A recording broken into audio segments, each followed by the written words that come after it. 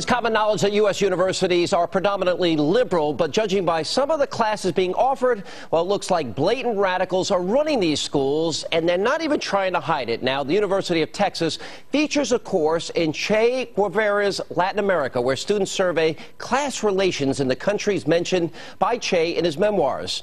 Then they examine the Cuban Revolution and Che's rise to power. Now, if that's not left enough for you, well, you can always transfer to the University of California at Santa Cruz and take community organizing, where students are required to do a minimum of 4 hours a week of practical organizing with a community group. The professor is a member of the Santa Cruz City Council who describes himself as a radical and political activist for life. David Horowitz, he details all of this disturbing information in his brand new book, One Party Classroom, and he joins us now. Good to see you, David. Hey, thank you. Sean. Before we get to the specifics of your book, and the book is phenomenal, and you outline, frightening scenarios. Here's a question I have.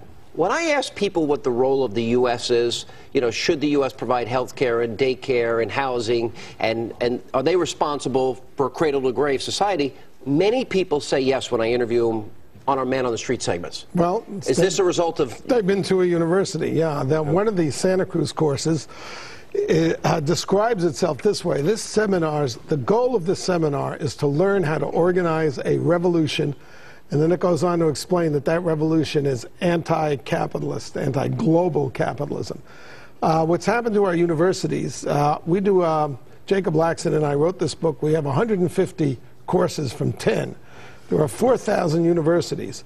So I estimate there are somewhere between 10 and 30,000 indoctrination courses. That is, courses designed that when you come out of them, you have a radical Marxist, anti-American, anti-capitalist, anti-free market point of view. And you only get books on one side of these courses. Do you think this is designed to condition students, young people, to think that socialism, redistribution, Marxism, to each according to his need, from each according to his ability? Are you saying this is a strategy designed to indoctrinate a nation? Is it that severe, or am I overstating it? No. It is a strategy. It derives from an Italian Marxist named Antonio Gramsci, who saw in the 1930s already that the proletariat was not going to make the revolution, the working class. And so what he said was, you have to change the culture, the ideas. And that's why radicals went into the universities and became professors and then redesigned the courses. I describe at the University of California, Bettina Apteker, 20 years on the Central Committee of the Communist Party, took over the Introduction to Women's Studies course, made it political, made the whole department the Department of Feminist Studies, right, and was told by her other communist professors, it's your revolutionary duty to do this. All right, Bettina, Ward Churchill, you were on the Hannity and Combs one night, and you had just debated Churchill, and then he came on the program, and I got in a big fight with him. But Ward Churchill, Bill Ayers, unrepentant terrorist, now is a rock star on college campuses around the country. Terrorist, compulsive liar. He's lied about every, to this day he says that he was protesting the Vietnam War. He was setting bombs when Jimmy Carter was president, 3 years after all American But here's my troops question. left. How do these guys, when Barack Obama said about Ayers, just to use that as an example that everybody knows, well, he's a well-respected professor. He is. It's called a distinguished professor. He was a moron when he was a radical. I knew him when he was a radical. He was an idiot.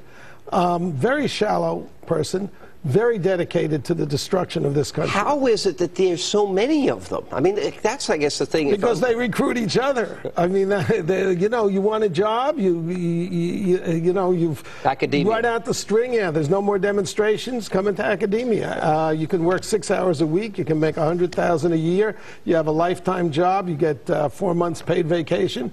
Why not? You have a trap. And then you have all these captive students that you can indoctrinate. Oh, and they've got to regurgitate. This is the position the students are in. They've got to regurgitate the lines that they feed you. Otherwise, they risk getting poor grades. They risk getting into law school, medical school. In every women's studies program in the country, you have to believe, in order to get a decent grade, that gender, that is the differences between men and women that are not anatomical, is socially constructed, that is determined by society, not by biology.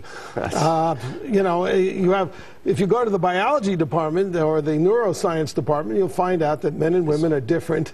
They're hardwired to be different. That's interesting. Which any 5-year-old can tell you, but not in the universities. And the net result of this is now we've conditioned a generation of people in this country to think, to not read the Constitution, the words of our framers and founders, but to actually believe that it is the responsibility of society to provide everything for them. Sure, and if the government provides everything and it can take everything away, it's a totalitarian plan.